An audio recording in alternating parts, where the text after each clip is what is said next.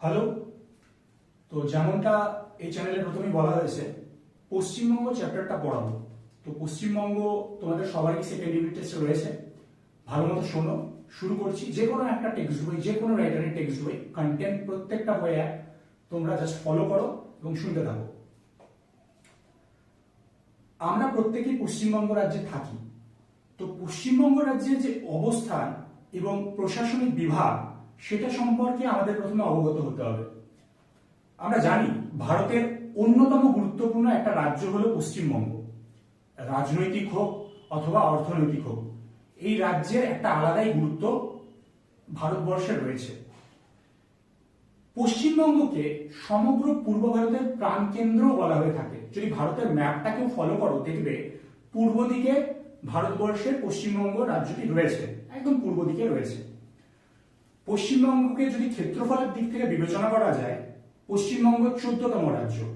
এর আয়তন 88,752 বর্গ কিলোমিটার এবং জনসংখ্যার দিক থেকে ভারতবর্ষে চতুর্থ জনবহুল রাজ্য এই পশ্চিমবঙ্গ 2011 জনগণনা অনুযায়ী।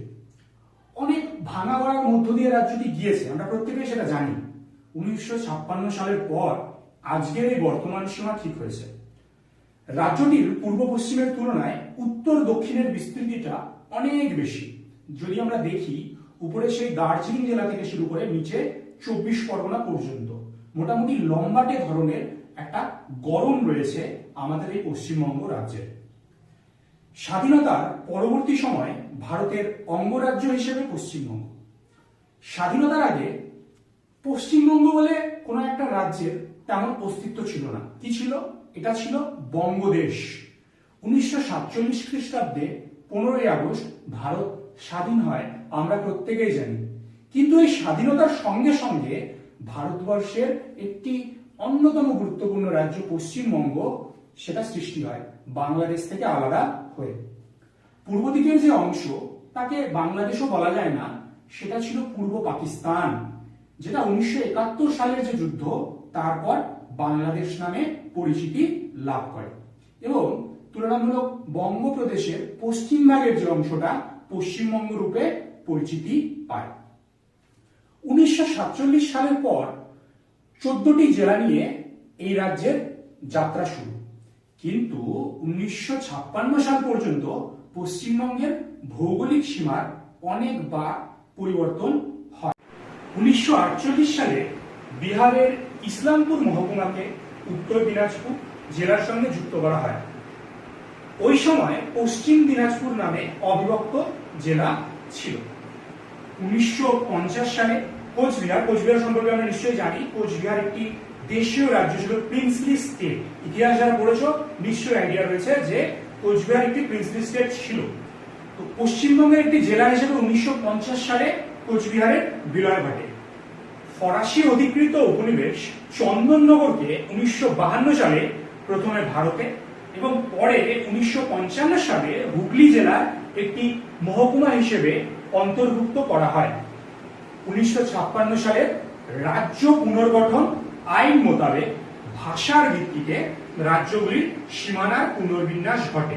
1956 খ্রিস্টাব্দে একটি কমিশন বসে, যে কমিশনের সুপারিশ অনুযায়ী প্রত্যেকটি রাজ্যকে ভাষার ভিত্তিতে একটা পরিচয় দেওয়ার চেষ্টা করা হয়।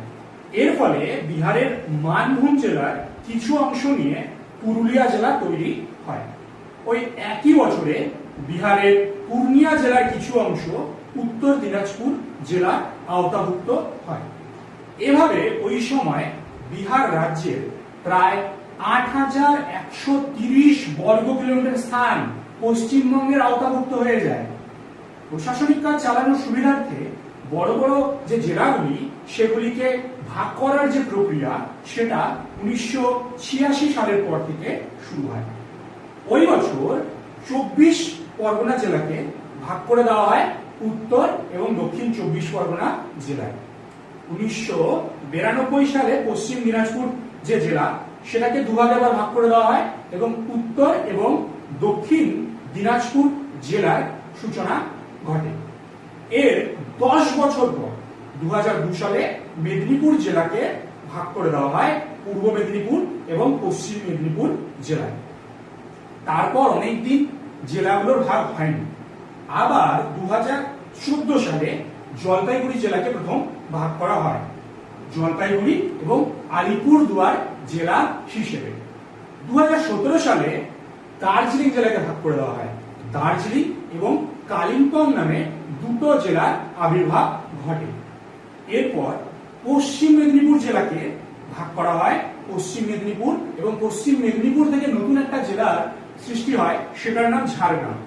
বর্ধমান জেলা বিশাল একটা বড় জেলা, এই বর্ধমান জেলাকে ভাগ করে দেওয়া হয় পূর্ব এবং পশ্চিম বর্ধমান জেলা রূপে।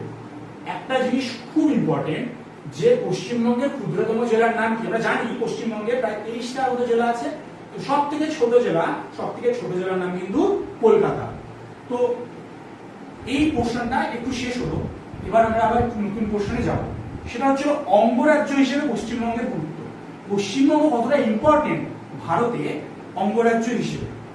ভারতের মোট ক্ষেত্রফল আমরা জানি যে 32 লক্ষ বর্গ কিলোমিটারও বেশি, তার 2.7% পশ্চিমবঙ্গের আওতাভুক্ত। এ রাজ্য জনসংখ্যার নিরিখে ভারতবর্ষে 4র্থ স্থান দখল করে এবং ভারতের মোট জনসংখ্যার প্রায় 7.5 ভাগ 7.5% বাস করে কোথায়? আমাদের এই পশ্চিমবঙ্গ রাজ্যে। জনসংখ্যার ঘনত্বের বিচারে, ঘনত্ব বোঝো তো, প্রতি বর্গ কিলোমিটারে যত সংখ্যক লোক বসবাস করে, সেই বিচার অনুযায়ী বিহারের পরেই আমাদের স্থান, অর্থাৎ বিহারে প্রতি বর্গ কিলোমিটারে 1102 জন লোক বসবাস করে এবং পশ্চিমবঙ্গে সেখানে 2011 আদমশুমারি অনুযায়ী 1029 জন বসবাস করে। আমাদের মনে রাখতে হবে পশ্চিমবঙ্গের রাজধানী হলো কলকাতা। জনসংখ্যার নিরিখে এর স্থান মুম্বাইয়ের পরেই, অর্থাৎ দ্বিতীয়। অর্থাৎ বড় বড় যে শহরগুলো, বড় বড় যে সিটিগুলো, তার মধ্যে সব থেকে বড় সিটি মুম্বাই। এবার মুম্বাইয়ে সব থেকে বেশি জনসংখ্যা থাকবে, এটাই স্বাভাবিক। এরপরেই কিন্তু ভারতবর্ষের দ্বিতীয় জনবহুল শহর হিসেবে কলকাতার প্রাদুর্ভাব।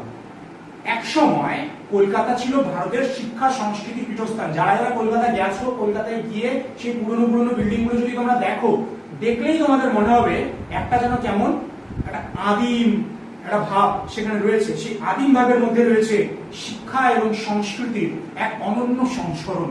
কলকাতা সত্যি শিক্ষা সংস্কৃতির পীঠস্থান।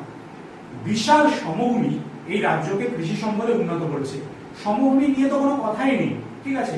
উপরের দিকটা যদি আমরা ছেড়ে দিই, উত্তরে আমরা জানি উত্তরে একটু পাহাড় রয়েছে, দার্জিলিং কালিম্পং এর আশপাশে, জলপাইগুড়ি আলিপুরদুয়ারেরও উত্তর ভাগের কিছুটা অংশ, কিন্তু তারপর থেকে যে সমতল ভূমি শুরু হয় সেটা একদম সুদূর বঙ্গোপসাগর পর্যন্ত চলে। পশ্চিমের কিছুটা পার্ট যদি বাদ দিয়ে দিই, পশ্চিমের অর্থাৎ মালভূমির পোর্শনটা, তাহলে পরে আমরা দেখব যে বেশিরভাগ জায়গাটাই কি সমভূমি দখল করে রেখেছে পশ্চিমবঙ্গ।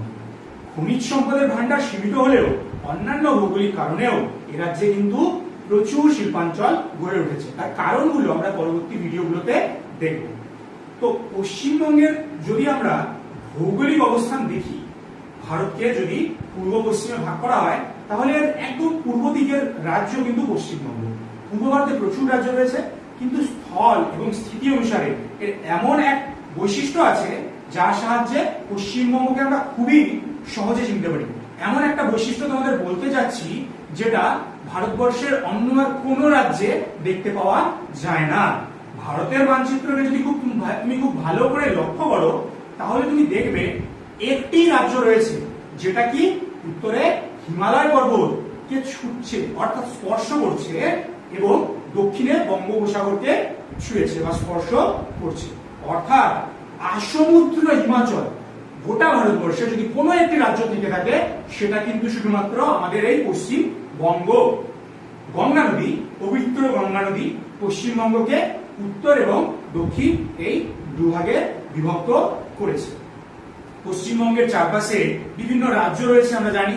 পশ্চিমবঙ্গের পশ্চিম দিকে যদি দেখি, ঝাড়খণ্ড রয়েছে, বিহার রয়েছে। পশ্চিমবঙ্গের যদি উত্তর দিকে চলে যাই, আমরা দেখব যে কি রয়েছে, সিকিম, এবং পূর্ব দিকে রয়েছে অসম, ঠিক আছে। এবং যদি আমরা একটু দক্ষিণ দিকে চলে আসি পশ্চিমবঙ্গের, তাহলে কিন্তু আমরা উড়িষ্যাকে দেখতে পাই। এখন উড়িষ্যা বলা হয়, আগে এটাকে আমরা ছোটবেলায় যখন পড়েছি উড়িষ্যা বলতাম।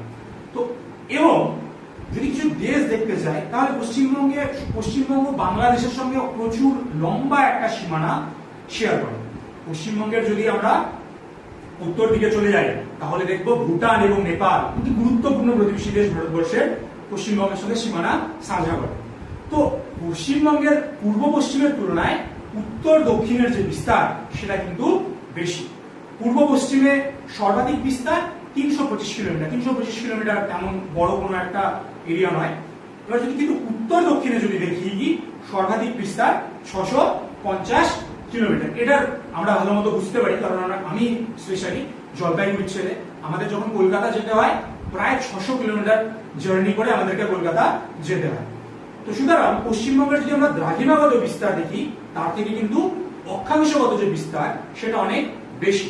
দ্রাঘিমা এবং অক্ষাংশ তোমরা বারে বারে পড়েছো, ঠিক আছে? তো দ্রাঘিমা এবং অক্ষাংশ নিয়ে আমি এখন কিছু বললাম না, ভিডিওটা অলরেডি অনেক লেন্থি হয়ে গেছে। কিন্তু পশ্চিমবঙ্গের যদি ভৌগোলিক অবস্থান দেখি তাহলে পরে আমরা দেখব যে 85 ডিগ্রি 50 মিনিট পূর্ব দ্রাঘিমা থেকে 89 ডিগ্রি 50 মিনিট পূর্ব দ্রাঘিমা, এছাড়া 21 ডিগ্রি 38 ডিগ্রি উত্তর অক্ষাংশ থেকে 27 ডিগ্রি 10 মিনিট উত্তর অক্ষাংশ। এই বলতে পারো যে হচ্ছে পরিসীমার মধ্যে ভারতবর্ষের এই পশ্চিমবঙ্গ রাজ্যটির ভৌগোলিক অবস্থান। তো কর্কটক্রান্তি রেখা অর্থাৎ যেটা কর্কটক্রান্তি রেখা আমরা জানি, যেটাকে আমরা ট্রপিক অফ ক্যান্সার বলি ইংরেজিতে, সেটা 23.5 ডিগ্রি উত্তর অক্ষরেখা, ঠিক আছে? তো 23.5 ডিগ্রি উত্তর অক্ষরেখার এই যে জায়গাটা, এই কর্কটক্রান্তি রেখাটা এই রাজ্যের একদম মধ্যভাগ দিয়ে গেছে, নদিয়া ফদিয়ার উপর দিয়ে গেছে। তো পশ্চিমবঙ্গের ভৌগোলিক অবস্থান আমরা জানলাম। তো পশ্চিমবঙ্গের ভৌগোলিক অবস্থানের গুরুত্বটাও আমাদেরকে কিন্তু বুঝতে হবে। পশ্চিমবঙ্গের ভৌগোলিক অবস্থান পশ্চিমবঙ্গকে বিশেষ কিছু সুবিধা প্রদান করে যেটা অন্যান্য রাজ্যরা তেমনটা পায় না। উত্তরে কি রয়েছে? বিশাল হিমালয় আমরা জানি। এই উত্তরে হিমালয় পর্বতের অবস্থান শীতকালের যে কনকনে ঠান্ডা বাতাস সেটার থেকে আমাদেরকে রক্ষা করে, অর্থাৎ পশ্চিমবঙ্গের অধিবাসীদের রক্ষা করে। এবার দক্ষিণ বঙ্গোপসাগর থাকায় দক্ষিণ পশ্চিম মৌসুমী বায়ু জলীয় বাষ্প সহকারী। দক্ষিণ পশ্চিম মৌসুমী বায়ু আমরা জানি যে জুলাই মাসে জুন মাসে আমাদের ভারতবর্ষে প্রবেশ করে, ভারতবর্ষের বিভিন্ন রাজ্যে প্রবেশ করে এবং যেহেতু এটা সমুদ্রের উপর থেকে আসে তো জলীয় বাষ্প সংগ্রহ করে আসে এবং সেই জলীয় বাষ্প সংগ্রহ করে আসে জন্যই ভারতবর্ষে কিন্তু বর্ষাকালের প্রাদুর্ভাব হয়। তো এই জলীয় বাষ্প সহ বায়ু আমাদের পশ্চিমবঙ্গে প্রবেশ করে এবং হিমালয় পর্বতে বাধা পেয়ে প্রচুর পরিমাণে বৃষ্টিপাত ঘটায়, যা আমাদের এখানে কৃষিকাজের জন্য খুবই গুরুত্বপূর্ণ। পশ্চিমবঙ্গের দক্ষিণে বঙ্গোপসাগর থাকার কারণে পশ্চিমবঙ্গ সমুদ্র বাণিজ্যে বিশেষ সুবিধা ভোগ করে। আমাদের যদি দক্ষিণ দিকে দেখি, পশ্চিমবঙ্গের যদি দক্ষিণ প্রান্তটা দেখি তাহলে সেখানে কি রয়েছে? সেখানে রয়েছে বে অফ বেঙ্গল অর্থাৎ বঙ্গোপসাগর, বঙ্গ উপসাগর যদি সন্ধি বিচ্ছেদ করে দেওয়া হয়। তো আমাদের এই বঙ্গোপসাগর আমাদেরকে কি বিভিন্ন রকমের বাণিজ্যের সুবিধা প্রদান করে, আমাদের অর্থনীতিকে সমৃদ্ধি দিতে, সমৃদ্ধ করতে এই বঙ্গোপসাগরের অনেক ভূমিকা রয়েছে। কারণ বিভিন্ন যে বন্দর পোর্ট যেগুলোকে বলি সেটা এখানেই অবস্থিত, বিশেষ করে হলদিয়া, কলকাতা জানোই তোমরা।